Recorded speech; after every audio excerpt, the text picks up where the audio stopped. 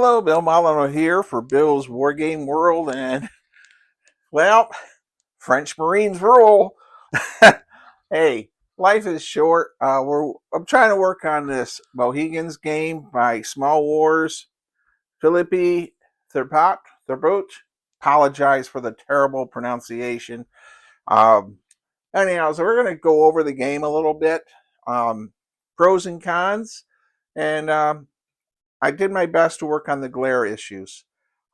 So, by the way, for those of you that don't know, all the money I make from my channel each month goes to a historic site. And today we donated $336 to Civil War Trails. For those of you in Europe, Civil War Trails, they make signage for Civil War battlefields along the highway. Now we're going to see what we can do about some of this glare, because I didn't have that in the camera. And let's see. That one doesn't help. And we'll pause the camera. All right, well, I turned off a ton of lightage of my lights. And so the components for this game are really, really good. And I just need everyone to know I had some problems playing it due to my eyesight. I have some eye issues. I actually had to bring out my giant bug glasses. From the distance of the map board and all, this map, even though it looks really, really nice, and it is really, really nice, with my eyesight in this font, I had a hard time reading across the table of the British. And it's nothing against the game, but I will say, if you have eyesight problems, it will help if you have another person playing that can read better than you. So, what is interesting about the game? Yes, it's a remake, and I had several people ask me some questions. Police and militia, it's still called militia. There's not, someone asked me, I think it was a Robert, if there's provincials. So the game is the police units. We'll start with that. The police units do have the right colored toques for the areas they're in. Jeepers. There we go. I'm trying to sight it in here. Okay. Now, I am a game designer that makes quick play and quick setup games for the most part. This game takes a while to set up. It would also help if I didn't have a double vision macular degeneration thing going on at times. So, but I need to let you know, I know there's some war gamers out there that have massive monster games, so this would be good for you. Component wise, they're fantastic. Now there's two ways to get your reinforcements, and I'm just gonna show you that. So the reinforcements come in through naval battles in a way, just like the original game. So our French fleet, you flip your counters so neither side knows what's coming. All right. Now, and then you line them up like so. And all you do is, we're going to have this ship roll a 4. The British ship rolls a 2. We're going to flip them. So this one's a 1. So 1 plus 4, its value is a 5. And that 2 plus 3 is a 5. So they knock each other out, so they don't get a reinforcement. And then we do the same with the next one. And let's say this French ship doesn't make it. This one does. This British ship makes it in. And here's our chart. And it's a naval squadron. There we go. All right, so we look here, the type for Naval Squadron, and you get 2 British reinforcements. So that's how the so you get 2 units. And so that's how that part works. Now, if you want a faster game, in the very last page, and I mean it is like the last page, they list the units. Now, I need to talk to the designer because I'm a huge fan of Regiment de Lorraine. And as many of you know, I was reenacting as French milice and grenadier for Regiment de Lorraine until a few years ago when I donated all my muskets and equipment to historic sites. But Regiment de Lorraine is still important to me, and it's right here. Well, I can't find the counter for Regiment de Lorraine, so I'll make my own. So that's one little hiccup on the order of battle for the historical reinforcements. Now, more than likely, the designer is combining units together. Regiment de Lorraine, it did not come over with both of its regiments. There's a 1 and a 2.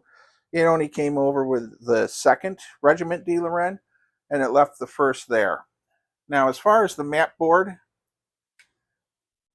all right, I had a couple people ask me, and it's an incredible, beautiful map board. I saw that Robert Smith already said how beautiful it is, and it is. But, and yes, there's a small button here. You're going to need your tweezers, your surgical tweezers. It is difficult to maneuver in this area with your counters, and it's not impossible. In my Wilderness Empires, you know, had some issues with the area movement stuff and everything also. That game's over 15 years old. But just to let you know, there's areas where, I mean, there is absolutely no issues with counters and stacking. But when you get into basically the main part of Pennsylvania, New York area, it's a bit congested.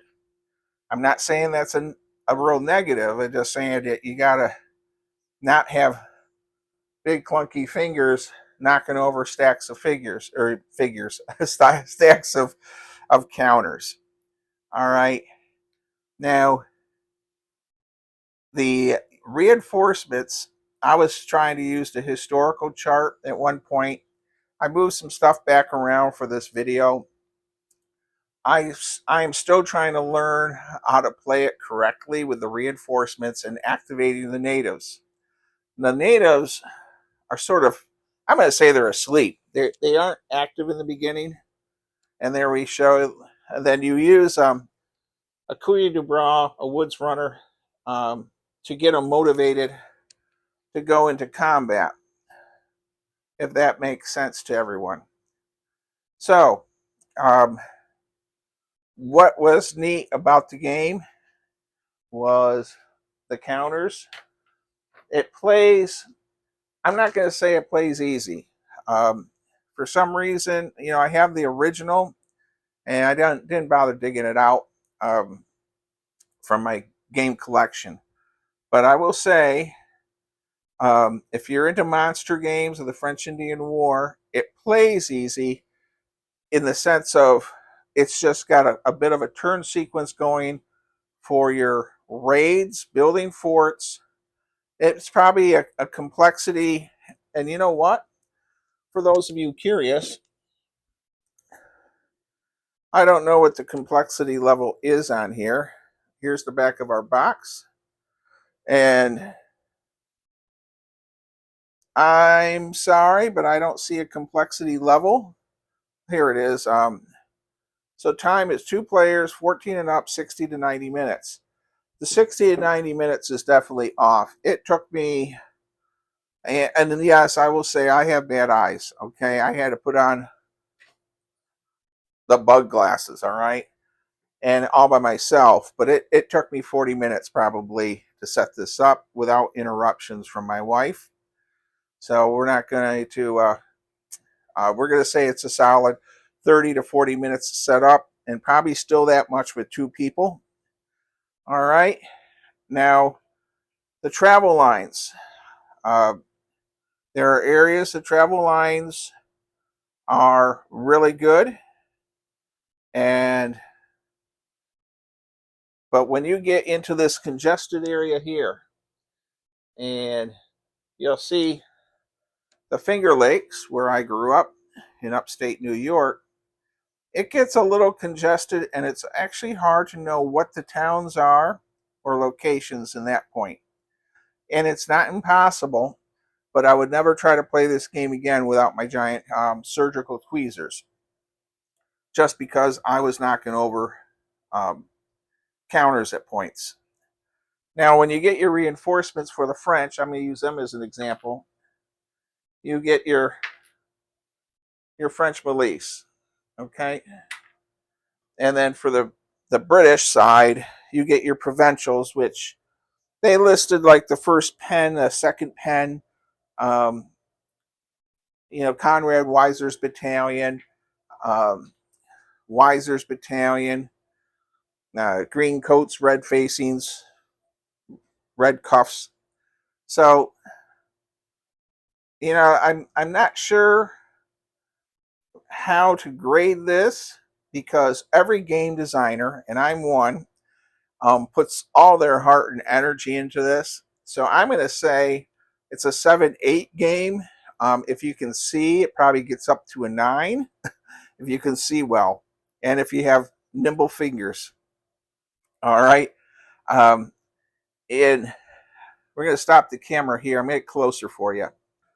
So as we come in closer, trying to give you a better view of how close some of this is with your counters. So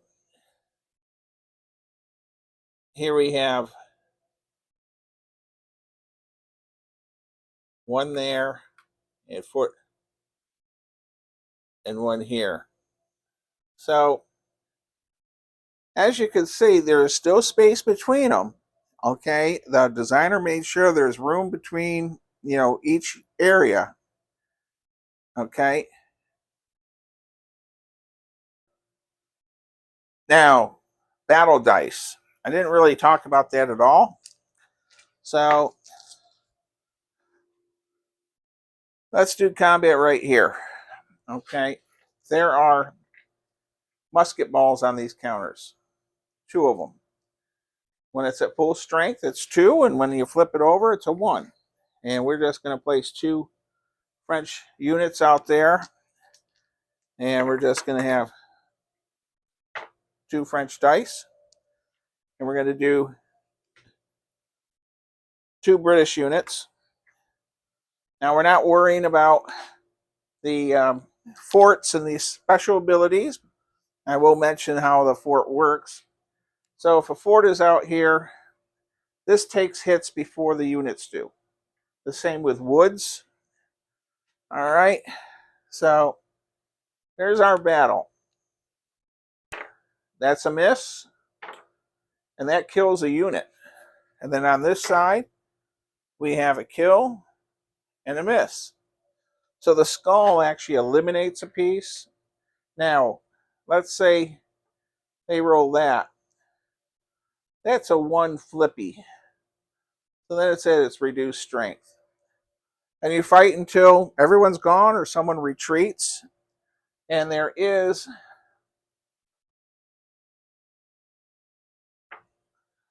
here's our black dice. And these are used special. And the black dice has also a 2 loss, 2 besides the elimination. So that's how combat works. There is another way to have combat with regular D6s too. Now, combat has been done. Movement. Well, there is stacking on the type of area you're on, and you're basically, I'm going to just do the basic how I was doing it, was all your line troops, your line infantry and all can move up to four area points, I guess. They're not areas, they're point to point. It's a point to point system. However, your natives and your round circly guys, okay, they can go 6. And when you're rolling your activation dice for how much you can move, such as I just rolled 6, that's what you get for your movement on the one chart. So I am still learning how to play this and setting it up and goofing around with all the different units you get. So this is still up in the air as far as me being able to play it. I really need someone else to play. Kevin or Walt, one of the guys from the Chuckleheads Wargaming group, because I'm having a heck of a time reading. I physically can't read that upside down, and I have a heck of a time reading it right side up. And other than putting this map board on a big swivel, but I wanted to get some kind of review out here for you all, just so you know, for the price point, I believe it's well worth the money. I do think the map is a little congested in some areas, but other than that, that's probably my really only negative. And I couldn't find Regiment de Lorraine counter, which I know Worthington Games in their French Indian War game, Grant Wiley, who knows me well from a lot of reasons, and including I made a game for them, was the French units for half strength, like I said, so they combine them into certain counters. All right, so all the dice are high quality. Okay, so you have your control markers, and they're about the size of a quarter. So you mark your areas when you capture them. And the map is a heavy, thick cardboard. Rule book wise, because I know someone will ask me, you get a French one and you get an English one. And it has examples of combat. All right. The Battle of Monongahela.